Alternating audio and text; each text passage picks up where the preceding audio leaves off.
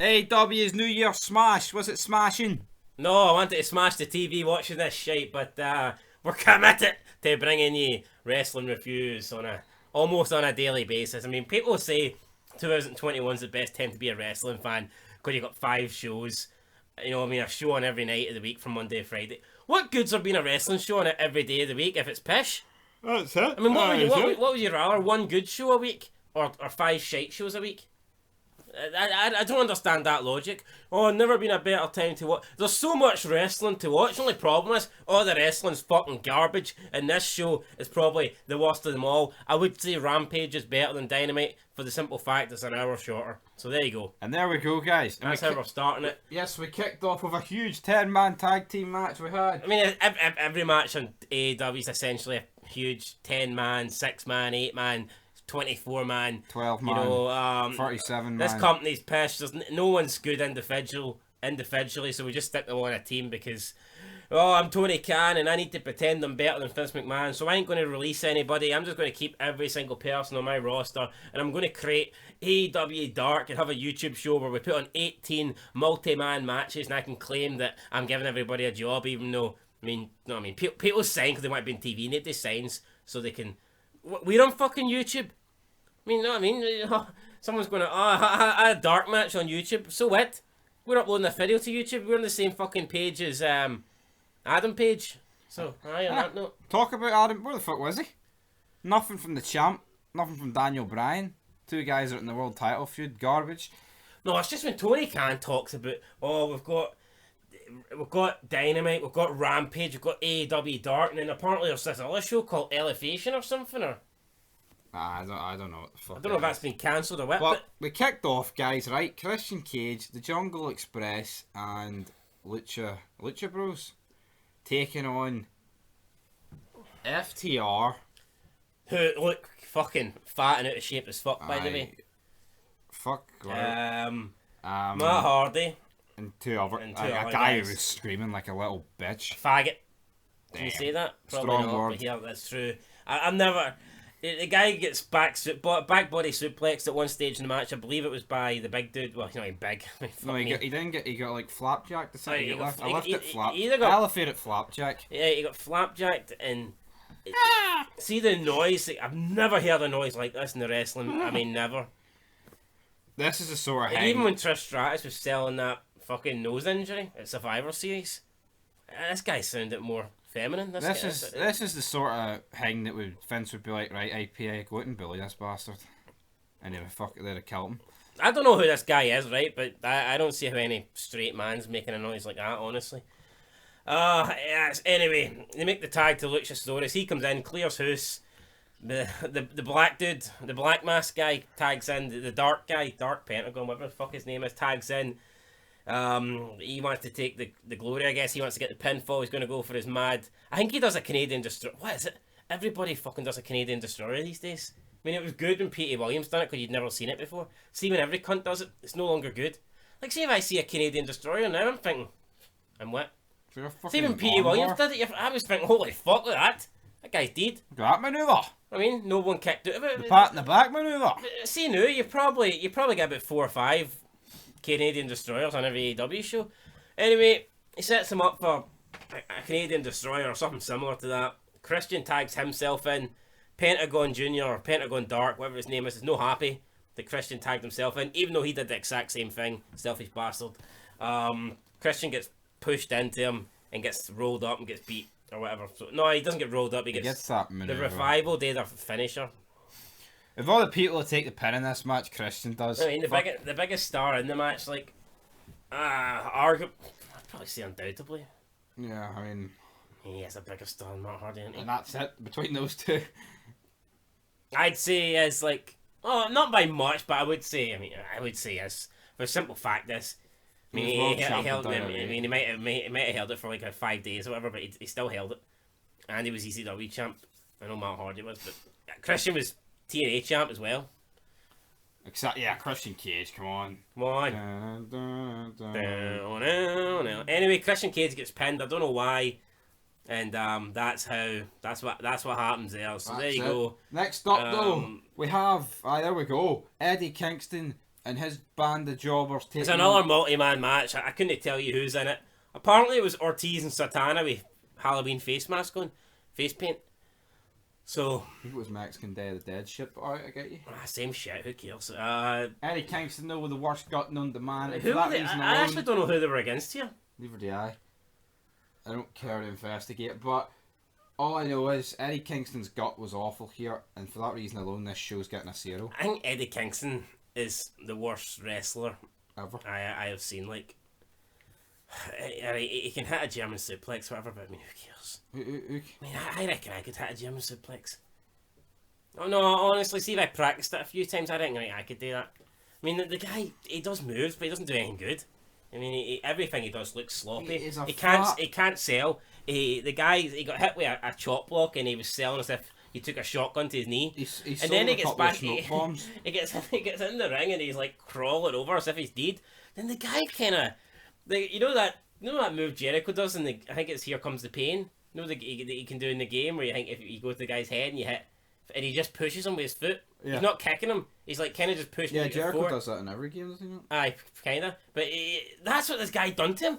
And fucking Kingston was acting as if you'd literally pulled out a gun and just in the forehead took him out. I mean, it was like a little push with the guy's foot, and Kingston's fucking selling it as if he's been wiped off the face of the earth, like McMahon did to WCW. I don't get it. The guy's shit.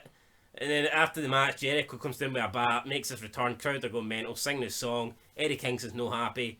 Apparently he didn't want Jericho's help, but he fucking needed it because where was he to defend? He's fucking awful, guys. Ortiz or Santana. The other guy that wasn't down for the ring bell shot was trying to separate them. I mean, why? Just let them fucking go. You know what's mad, right? There's people out there who think this Eddie Kingston's better than Hulk Hogan. There's people out there who say Eddie Kingston's their favourite wrestler. Hulk Hogan, right? He could have killed our entire family, and he's still better than Eddie Kingston. Like, who's that guy that Jericho faced about 6 months ago in that Extreme Rules kind of match? The Japanese Dr. Death. Not Dr. Death, but I know you're on. He wasn't a Japanese guy, he's a white guy. I know, but he was in Japan. Eddie Kingston's not even better than him. He was pish. And he was sloppy as fuck. I don't know why Jericho agreed to work him. That guy could have gave Jericho a broken neck or anything, but who knows? Kingston Jericho feud. Anyone excited for that? I'm not. Nope. Next up though, we had Don Lambert burying best Cody, part of the show, and then it got ruined at the end. But burying Cody, burying Brandy, saying she's a stripper and all this, and she hasn't aged well, and all this stuff. He was coming out with some good lines. Brandy comes out, wasn't the greatest. I mean, not horrible from her, but certainly not as good as Dan Lambert's stuff. You're a black belt, but I'm a black bitch. Said, made a reference about she's going. This will be the first time where he gets beat up by a woman, doesn't pay for it, which is a pretty good line. Refers to herself as a black bitch. I'm sure if Dan Lambert called her a black bitch, cancelled. It's amazing how it's the context doesn't matter. It's the quotes or the lines. I mean, it's not the speech that matters. It's who says it. That is exactly it. Because I feel like. Well, I don't know, the black guy that was with Dan Lambert might have been able to say it, since he's from the hood. But if Dan Lambert said it as an old white guy, he'd have been fucked out the door. She referred to him as a poor Paul Heyman. Dan Lambert says he prefers Jim Cornette. To me, he doesn't seem like either of them, to be fair. I don't get any Heyman or Cornette vibes when I listen to Dan Lambert. It was a pretty good segment, to be fair, and then Dustin, tragic. They're about to batter each other, and then he comes out, takes the jobber's punch to the dome, and then the whole situation's diffused. Yeah, it's like... It's not like you get cracked in the back of the head. I'd be like you hating someone for 10 years, and you're about to have a fight with him. Then I arrive in the scene, and the guy hits me from behind, and all of a sudden you and the guy just, you put your differences aside. If anything, should that not have made Brandy want to attack them more? I know. Because Rhodes comes out and then he gets attacked, and then all of a sudden they're not.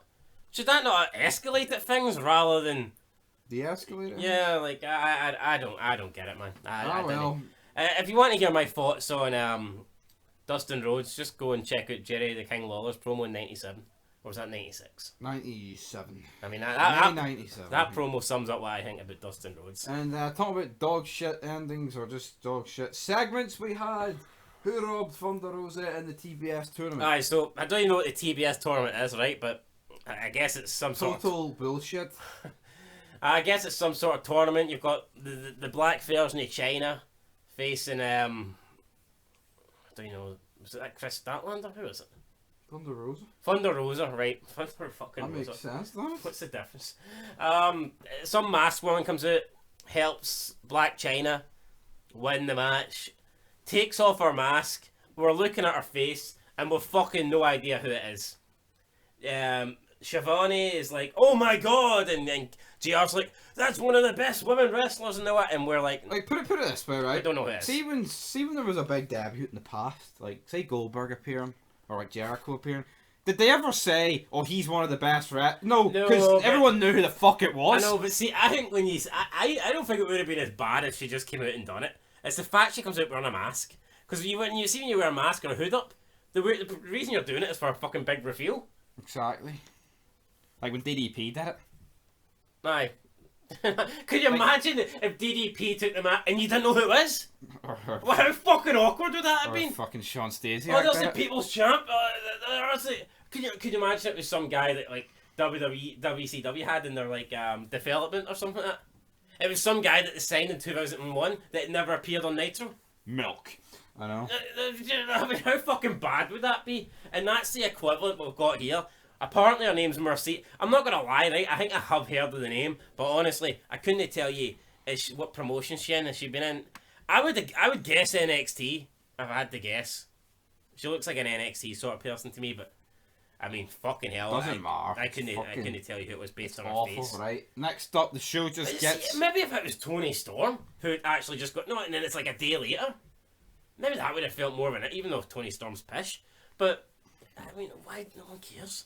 Exactly. I mean, just no one fucking cares. And talking about no one caring, right? CM Punk comes out, kisses JR's ass, right? Which I thought was really bad at the time. I'll give him it though, right? Because JR just survived the cancer, so fair play. Right, so even though it was a bit kiss-assery, but what he goes to well, next... what's he not done? It's kiss-assery, let's be real. He brings up Brody Lee, and that, oh, if you didn't know like, the impact this guy made, and you didn't know him. I feel sorry for you, because you didn't know him personally. I mean, who gives a fuck? One, I couldn't give two fucks. Two, Brody Lee, if he existed before his death or not, his impact on wrestling's non-existent. I don't know, there's like 7 billion people that we don't know personally. And I'm sure there's better people than Brody Lee, and that's not fucking having a go at the guy, but I mean, so who's the best? Oh, Brody Lee's the best person you want to meet. I thought Owen Hart was the best person you wanted to meet.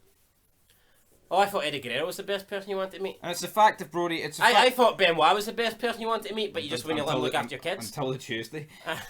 On the Monday, he was the greatest guy ever. On the Tuesday, brother. He's a monster. God but, damn you know, it. it's like, fuck me, Brody Lee's dead, right? You know what I mean? If I had a button in front of me and I could hit it to bring him back, right, I'd stretch my arm out and I'd hit it. I would, for one reason only, so I wouldn't hear that shit. Right, I wish the guy wasn't dead, but he is. Why do we need to pretend he was amazing when he wasn't? He was average. He was an average guy. I mean, he moved decent for a big guy. We never even really seen him cut any promo. I mean... We see all this stuff, oh, he was a good family man, -1. But that's good fuck all to do what we've seen. But we don't watch wrestling for people that are good. I mean, let's be real. I mean, Stone Cold Steve Austin, the biggest star ever, right? And, well, people would say it's Hogan, some people... They're not exactly the greatest family guys ever, are they? He dropped out his kids and he beat his wife. Austin... But he's still the man. I mean, Austin apparently beat his wife and has nothing to do with his kids, right? Hogan fucking cheated with his wife and probably slept with his daughter. I mean, they're not exactly great fucking fathers, but it's a fucking... Quite frankly, I don't give a damn. Look at McMahon, he's a fucking shite father on TV and he's probably a shite father in real life. He's fucking Mr. McMahon. We don't fucking care if he's a good family man or not. Jesus Christ. I mean, who cares about that? Seriously. See where you live? There's fucking good family men everywhere. But see, at the end of the day, my next door neighbour could be a good family man. So fucking what? Good for him. That's good. That's good. I want to see him on AEW Impact. Or AEW He'd fucking... probably be better than half the jobbers, but that's not the fucking point. Point is, guys, Brody Lee, Luke Harper, he was pish. It was better than... It was the second best guy in a stable that revolved around one man. And that's it. Well, Braun Strowman was better, but I get you. What was the Wyatt? It was the Wyatt family, but only one of them was a Wyatt. True. No, wait, what is it? What was it? The Wyatt family, but they're not family. They're not family. I know. Just three guys. There's one guy called Wyatt, and the other two are just fucking hillbilly bastards. Point is, guys, right? Right, no, fair play. Rest in peace, Brody Lee. I'm not here to bury the guy, but I'm not going to kiss his ass and pretend he was great. Right? He wasn't. It was just a guy. Brody Lee had no impact on wrestling. Right? No. That's it. Zero. I mean, he had a decent impact when he died. He got us about 300 views. I mean, he had a decent impact on our YouTube channel. Like, but I would say Brody Lee had a bigger impact on our YouTube channel than he did in the wrestling business. And there you go. Can we move on? What else did CM Punk? CM Punk spoke about something about he wants to be champion and that he dreams his goal is to be champion. JR said if you don't want to be champion, you shouldn't be here. Even though Punk has came out and said that he doesn't want to be champion, and he said he wants to work with the young guys and he doesn't want to get pushed in at the main event. Now he is. To me, I just don't like. Again, back to Austin, right? Like, see when Austin came back for his injury, I mean, he wasn't like, here, no, McMahon, I want to work with Al Snows, I want to work with the Steve Blackmans, I want to see Crash Holly, I want to work with him for 7 months. Don't put me in a feud with Rikishi and Triple H to get my revenge, then push me on to WrestleMania to face The Rock. I don't want to do that. I want to take on Crash Holly, and then I maybe want to go to WrestleMania, open up the show against Midian, and maybe in a couple of years' time I'll set my sights on it. What the fuck? You know what I mean? Austin would have came back for the belt if it made sense. He came back, obviously he got ran over, he had the fucking face as attackers. As soon as he got that over the way with, he was on for the I don't want the six-man Hell in a... I don't want to win the Rumble. I don't want to win it, Mania. I mean, I don't want to main event the best WrestleMania of all time. Fuck that. I want to work with Darby Allin. Fuck off, Punk. Posing fucking bastard. And then he went on to use the same quote that he did. No one can touch me. I'm the best in the mic, ring, best in the mic, even on commentary. You know, that might have been true when you first said it. It's certainly not true in 2021. A lot can happen in 10 years. 10 years ago, Punk, you were great. 10 years later, you're really not. And Brody Lee was still alive. Next up, we have. I would say Brody Lee before he died was better than Punk now. Oh, but that's. You know what I mean? That's like saying. I don't know. Right, main event time, another multi-man match. And you probably wonder how's this main event, because that's what I was wondering. We have Cassidy and best friends. Oh, Trent Barretta and the other guy. Soccer Mom. Aye, and Orange Cassidy versus Undisputed Era. Undisputed Era. 6 bombs. See when Trent Barretta is like the most over guy in the match, and it's only because he was on SmackDown 2009. Well, yeah, basically best friends and Cass, they have this match won. The Young Bucks come out and super kick the best friends. That allows the Undisputed Era to win, and the Young Bucks were unhappy that Kyle O'Reilly accidentally super kicked Adam Cole. So that ends the show. I mean, really, that ends the fucking show. That. And then everyone's like, we're gonna get Adam Cole, Bobby Fish, and O'Reilly against the Young Bucks and Omega. Who gives a fuck? To me, that's no different. That 6-man's no different from the 6-man we just watched. It's all the same shit to me. The only difference is they probably want to charge you 20 quid for it, which we won't be paying. So there you go, guys. That's your AEW New Year's. -1. Just like Brody Lee's son. -1. That's what this fucking show gets. Brody Lee's son's awful, right? Brody Lee was alright, like, but his son's fucking terrible. No. He is. Could he switch places? Anyway, -1. Why do all wrestlers' sons fucking suck? David Flair, Dominic Mysterio, -1. I know we could say the guy's like 8 years old, but he still fucking sucks. Nicholas was better. Is he a referee's son? No, but see that -1 thing? That was just to make them look good. The only son, Rick Steiner's son, that's probably the best son I've seen in wrestling. Braun Breaker, I think that kid could go somewhere. No, but you know what I mean? Right. Well, I'd say The Rock. Oh, The Rock, yeah. Randy Orton, I guess. Alright, then, some of the sons are decent, but most of them are shit, right? I know, but that -1 push, that was just to make them look good. They didn't give a fuck about him. Tony Khan hug him in the ring. Yeah, I pay all these indie midgets fucking millions, buddy. Garbage. Absolutely garbage. So -1? I'll give a -1, but I actually thought the Dan Lambert segment was alright. Nah, But but again, Kingston's stomach, Punk, every tag match, and some jobber appearing with a mask. Even though... Kingston to me is the worst wrestler ever. He's just a flabby, out of shape mess. And I know he's not the fattest person about, but I think Kevin Owens is in better shape than Kingston. I would. I mean, I think Owens could go like a 60-minute Iron Man match and be alright. I think Kingston would be fucked in 10 minutes. 6 minutes. I mean, to me, I know Kevin Owens is fat, but I actually think he's strangely enough he's a in good shape. worker. I think he's got good cardio and he can work. He can wrestle. He's had some good matches. He's had good matches. This guy's had fucking good breakfasts and lunches. And... I'd also say Kevin Owens is better on the mic. People can rant and rave about Kingston. I've never heard anything good for the guy. Never heard anything good. Never seen anything good. He sold a nuclear explosion that was actually smoke bombs. He was doing the same here as well. He should have retired after that segment, to be fair. He should never have started, but yeah. That segment should have been ended. I mean, fucking, why'd Brody Lee die, not this guy? Yeah, I mean... Well, see, if Eddie Kingston died, they'd probably say, oh... There's impact here.